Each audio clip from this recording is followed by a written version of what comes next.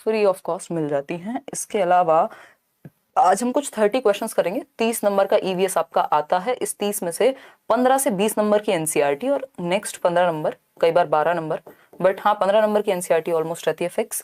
तो 15-15 का ये पेडागोजी 15 नंबर की और 15 नंबर का आपका ईवीएस, जो कि एनसीईआरटी फर्स्ट टू फिफ्थ भी नहीं कहेंगे, थर्ड टू फिफ्थ कहेंगे, क्योंकि फर्स्ट सेकंड में ईवीएस की कोई टेक्स्ट बुक होती नहीं है एनसीईआरटी की अगर हम बात करें।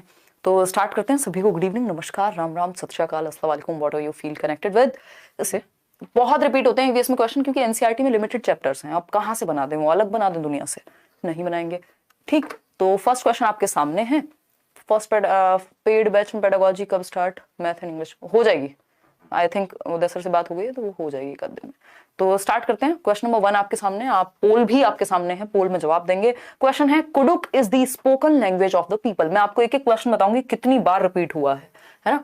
कुडुक, इस पे पहले भी क्वेश्चन आ चुका है, एनसीईआरटी में हम पढ़ते भी हैं। कुडुक क्या है? लैंग्वेज है, भाषा है, कहाँ के लोगों की, याद कीजिए जरा, फटाफट से बताइए। अलग अलग जगहों की भाषाओं पे चर्चा हम पहले कर चुके हैं प्रीवियसली, बताइएगा, समझेंगे चीजों को। इससे पहले आप जो तैयारी कर रहे हैं, कुडुक की अगर हम बात करें तो कुडुक है झारखंड की भाषा। ना तो ये असम की भाषा है, ना अरुणाचल, ना मिजोरम, ये है क्या, झारखंड की भाषा है। झारखंड में रहने वाले लोग कुडुक भाषा बोलते हैं, ये हमने एनसीईआरटी में पढ़ा हुआ है। इंपॉर्टेंट क्वेश्चन है, भाषा पे एक ना एक क्वेश्चन आता ही है। कभी मिजोरम के डांस पे क्वेश्चन आ जाएगा, चिराओ जो डांस है वहां का, है ना, उस पर कई बार क्वेश्चन आ चुका है। अब क्वेश्चन नंबर 2 आपके सामने है, देखेंगे। Your house is located at x. ये फेवरेट क्वेश्चन है, ये सीटेट का मन पसंद। वैसे तो ये रीजनिंग के क्वेश्चन होते हैं जब आप DT+U वगैरह की तैयारी करते हैं, बट ये सीटेट का आजकल मनपसंद ईवीएस में, की वाई तो दूर ही मिलेगा। ठीक, तो घर कहाँ है? एक्स, घर है एक्स पर स्थित। ठीक, और your house is located at x, तो पॉइंट एक्स है जहां पर आपका घर लोकेटेड है, निवास है आपका। ठीक, and your school is located, school कहाँ है सरकार? वाई लोकेशन पे। दोनों ऑपोजिट हैं। Although your school is just opposite but you can not go straight, मतलब ऐसे हैं तो आप ऐसे नहीं जा सकते, आपको पूरी दुनिया घूम के जाना पड़ेगा, है ना, 7 समुद्र पार करके जाना पड़ेगा स्कूल। तो देखेंगे कैसे कैसे जाएंगे, क्योंकि इनको भेजना नहीं है ना, फिर आपकी रीजनिंग कैसे चेक करेंगे? अगर सीधा स्कूल भेज दिया तो मजा कहाँ आएगा, है ना। तो your school is just opposite but you can not go straight because of the busy highway, highway है बीच में। So you first go 100 metre due north. तो आप मान लीजिए खुद को यहाँ एक्स पे खड़े हुए हैं और आप अब क्या जाएंगे? अब ऑपोजिट तो जा नहीं सकते, ऑपोजिट इधर भी हो सकता है और इधर भी हो सकता है, तो आप जाएंगे नॉर्थ में। नॉर्थ हमें पता है ऊपर होता है, बेसिक दिशाओं का ज्ञान हमें है। ठीक, नॉर्थ ऊपर है, 100 मीटर चले गए दौड़ लगाते हुए, और फिर उसके बाद क्या हुआ? Then cross a 75 metre long subway which is due west. तो वेस्ट में, पश्चिम में क्या है? पश्चिम में बोलते हैं ना वेस्ट को। पश्चिम में क्या है आपका? 75 मीटर आप वॉक किए, तो इधर ईस्ट होगा, हम जाएंगे वेस्ट की तरफ। यहां से वेस्ट में गए कितना? 75 मीटर, 75 मीटर वेस्ट में चले गए हम। ठीक, फिर अब क्या करें? Finally reach your school at Y which is 100 metre due south. अब यहां से आप 100 मीटर गए साउथ में, साउथ मतलब नीचे ही जाएंगे। ठीक, तो आप पहुंच गए वाई पे 100 मीटर, 100 मीटर, क्योंकि 100 मीटर ही यहां गए थे, 100 मीटर ही यहां गए थे।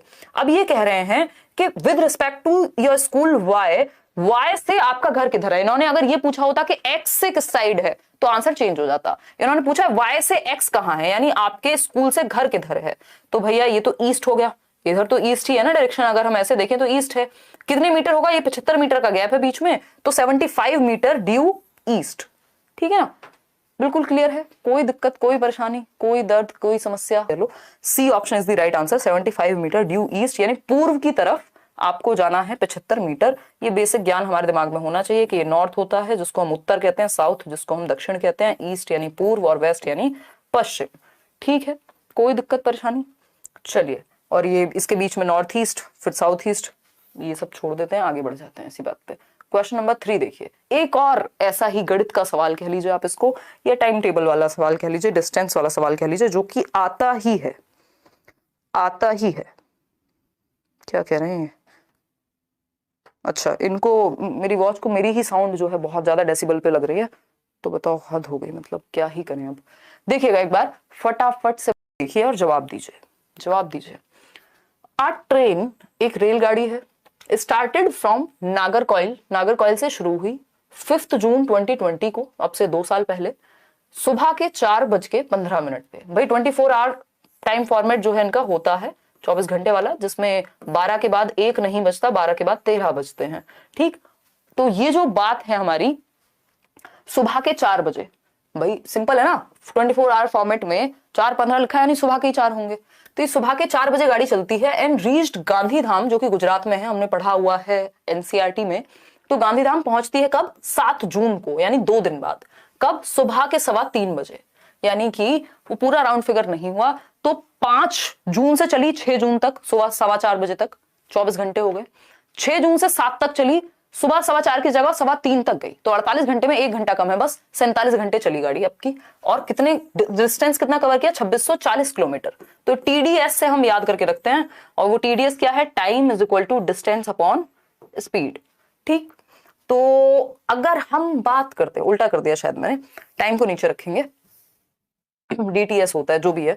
तो हमारे पास डिस्टेंस क्या है? 2640, और घंटे लगे हैं हमारे 47, इतना हमें पता है। तो ये डिस्टेंस हो गया और ये टाइम हो गया। एसडीटी होता था जिसको हम याद करते थे, तो स्पीड हमें पता लग जाएगी कितनी रही होगी। ठीक है, एसडीटी, टीडीएस नहीं, एसडीटी। तो अगर हम बात करें स्पीड निकालेंगे, यहां हम देख रहे हैं सब में 5 है, यानी अगर हमें 47 का टेबल नहीं आता होगा, ऐसा मैं मान ही लेती हूँ क्योंकि मुझे भी नहीं आता, बट मेरे में इतना कॉमन सेंस है कि हमें पता होगा कि भैया 5 जा ही होगा, ये है ना, पंजे ही होगा। तो 47 पंजे अगर हम करेंगे तो 234 और समथिंग निकल करके आ जाएगा, और फिर उसके बाद हम इन में से जो मन करे आपका।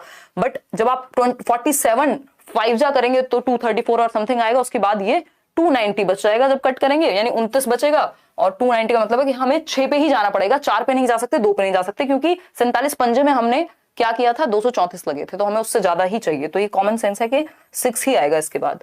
तो ये 56 पॉइंट समथिंग आ रहा था, मैं कैलकुलेट करके देखा था जब, तो आंसर हो गया आपका सी ऑप्शन। ये तो बेसिक गणित है, बेसिक। ठीक, आगे बढ़ेंगे क्वेश्चन नंबर 4 पर। अब इस तरह का कोई और सवाल मेरे ख्याल में नहीं है, ये सेट जब मैं देख रही थी।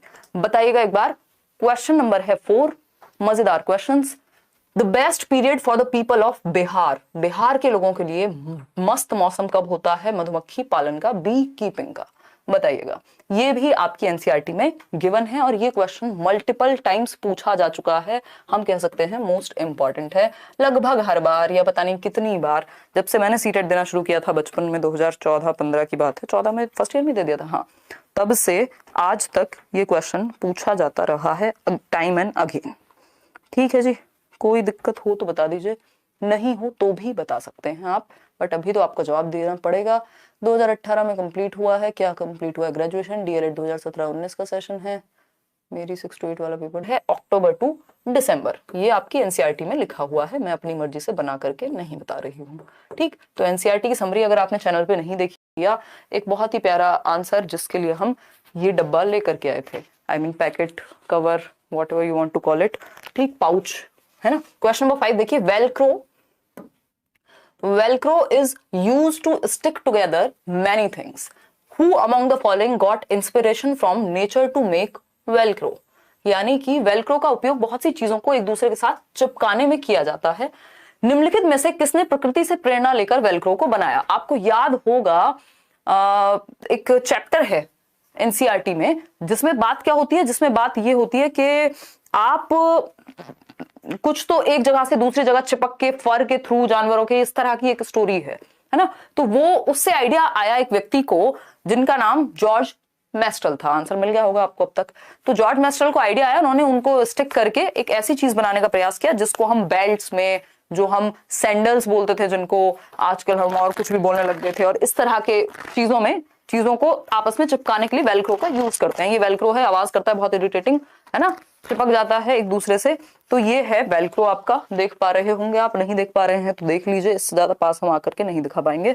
खैर छोड़ दीजिए इस बात को, ये माइक रखने के लिए है तो माइक इसमें से गिरता नहीं। क्यों? क्योंकि जॉर्ज मेस्ट्रल की बदौलत हमें क्या मिल गया था? वेलक्रो मिल गया था, तो हमने इसको ऐसे चिपका दिया। ठीक, आप अपने टूटे हुए दिल को नहीं चिपका पाएंगे, ये बहुत ही विडंबना है, वेलक्रो वहां यूज नहीं हो पाएगा। देखिएगा, अगर हम बात करें तो ये जॉर्ज मेस्ट्रल का जवाब होगा इसका, some of the following is a union territory of India. हमें पता है जब से मैप पे 1 से 2 क्वेश्चन मिनिमम आते हैं, आज से नहीं, जमानों से आते हैं मैप, और एक आपका डायरेक्शन का क्वेश्चन, और एक आपका मैपिंग स्किल से रिलेटेड आता है वो भी। ठीक, तो ये मैप वाला क्वेश्चन आता ही आता है कि इंडिया में कितने स्टेट हैं, कहाँ कौन सी डायरेक्शन की बात पूछेगा कि अच्छा ये नॉर्थ में है, साउथ में है, नेबरिंग स्टेट्स कौन से हैं। तो मैप अपने घर में लगा लीजिए, दिल में लगा लीजिए, सामने स्क्रीन पे लगा लीजिए, फोन पे लगा लीजिए, ताकि मैप में दिखता रहे कि जम्मू एंड कश्मीर के बराबर में ये है, पंजाब यहाँ है, उत्तराखंड यहाँ है, तो थोड़ा सा आइडिया रहेगा। तो अगर हम बात करें तो भारत में कौन सा भारत का संघ या केंद्र शासित प्रदेश है, बताइएगा। आज लाइव देख रही हूँ, आपसे इंस्पायर्ड रहेगा ही क्योंकि आप इतनी मेहनती हैं। देखिए, अगर हम बात कर रहे हैं यूटी की, तो इनमें से कौन सा केंद्र शासित प्रदेश है? अरुणाचल प्रदेश जी नहीं, मणिपुर नहीं, मेघालय नहीं, ये सब स्टेट्स हैं। यूटी जो है वो जम्मू एंड कश्मीर है, पहले नहीं हुआ करता था, अभी जब ये बाइफर्केशन और ये सारी चीजें हुई तब जाकर के जम्मू एंड कश्मीर और लद्दाख ये यूटी बन गए। ठीक है ना, तो उस केस में ये हमें याद रखना है कि भारत में 28 प्रदेश हैं, 28 स्टेट्स एंड 8 यूनियन टेरिटरीज। ठीक, क्योंकि ये जो चेंजेस हुए हैं उसके बाद से इस तरह के क्वेश्चन इन्होंने और पूछे हैं ताकि आप कंफ्यूज हो। क्वेश्चन नंबर 7 देखिएगा, क्वेश्चन नंबर 7 देखिएगा, क्या कहता है? Which one of the following states of our country has mines of aluminium. देखिए, एल्यूमिनियम को बहुत प्यार करते हैं कौन? सीटेट वाले या सीबीएसई वाले। तो ये एल्यूमिनियम पे हर बार एक क्वेश्चन डाल देते हैं, कभी कि ये एल्यूमिनियम किसका मिक्सचर है। हाँ, दादर नगर हवेली, बिल्कुल। तो अगर हम बात करें कि ये किसका मिक्सचर है, कौन सा किस धातु से मिलकर बना है, एल्यूमिनियम कहाँ पाया जाता है, ये out of the box question होता है, एनसीईआरटी में आपको रेयर ही मिल पाएगा। ठीक, तो इस केस में ये आपको थोड़ा अक्कड़ बक्कड़ बम्बे वो या फिर एल्यूमिनियम के बारे में सब कुछ पढ़ लीजिए क्योंकि कई बार क्वेश्चन पूछा है। ठीक, तो एल्यूमिनियम कहाँ मिलेगा, माइंस कहाँ पे मिलेंगी?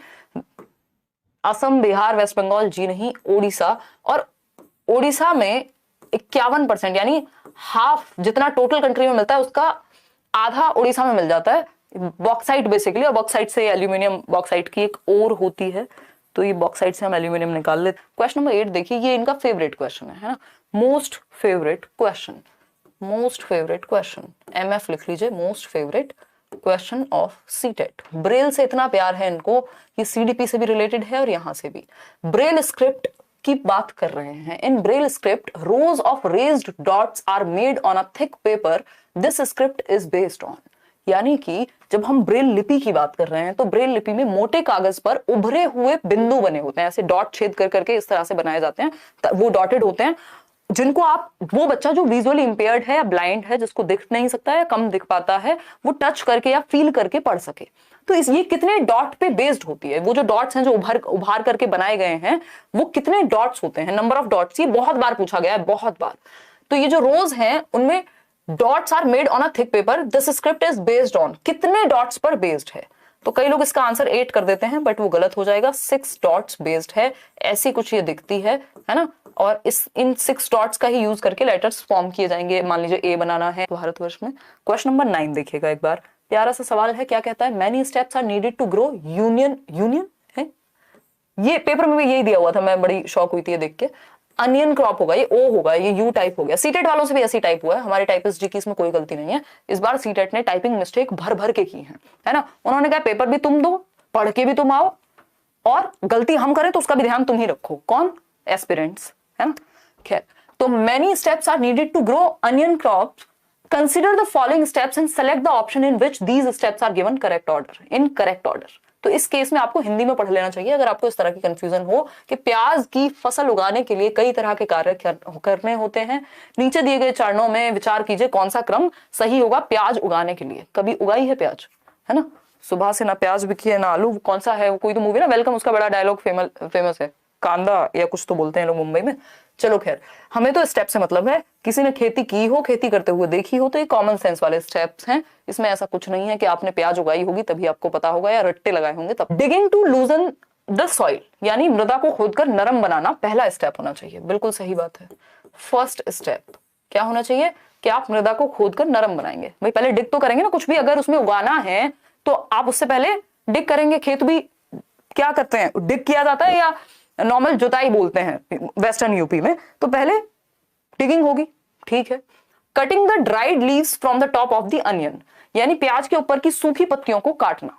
ये ऐसा नहीं हो गया कि नींव बनाई नहीं और 4th फ्लोर पे डायरेक्ट पहुंच गए। अनियन बड़ी तो हो, उगाई तो जाए, तब तो उनको अलग करोगे ड्राइड लीव्स से, तो ये तो हवा की बातें हो गई, इसको हटा देते हैं अभी के लिए। सोइंग ऑफ सीड्स, हाँ, जब आपने ये मिट्टी को खोदा था, उसके बाद आप क्या करेंगे, बीज बोएंगे, तब तो काट पाएंगे। ठीक, तो सेकेंड स्टेप हो गया।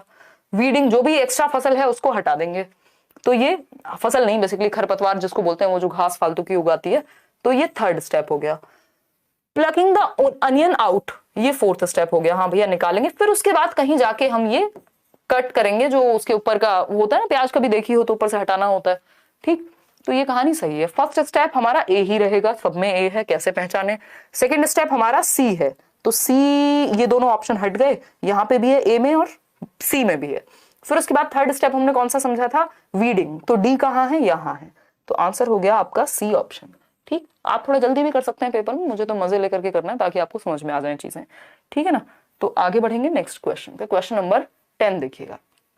क्वेश्चन नंबर 10 क्या कहता है भाई, क्वेश्चन नंबर 10 कह रहा है there is a place in our country called cold desert. ये भी क्या है, एमएफ है। एमएफ बोले तो मोस्ट फेवरेट क्वेश्चन है, किसका, सीटेट का। क्यों, क्योंकि ये कोल्ड डेजर्ट इतनी बार पूछ चुका है कि अब तो सपने में भी कोल्ड है और फ्लैट है। ठीक, और कोल्ड भी है, तभी तो कोल्ड डेजर्ट कह रहे हैं ना हम। तो इस केस में हमारे देश में एक स्थान है जिसे ठंडा रेगिस्तान कहा जाता है। यह क्षेत्र ऊंचा, सूखा और समतल है। लेह लद्दाख, क्या है ये, लद्दाख। दार्जिलिंग कहाँ से सूखा है, इतनी बारिश होती है, शिलोंग मेघालय बारिश होती है भर भर के, कहाँ से सूखा है ये, शिमला चले जाओ कभी, मिलेगी बारिश, बर्फ सब मिल जाएगा। लेह लद्दाख जो है वो सूखा है, कोल्ड डेजर्ट इसीलिए कहते हैं। D option is the right answer.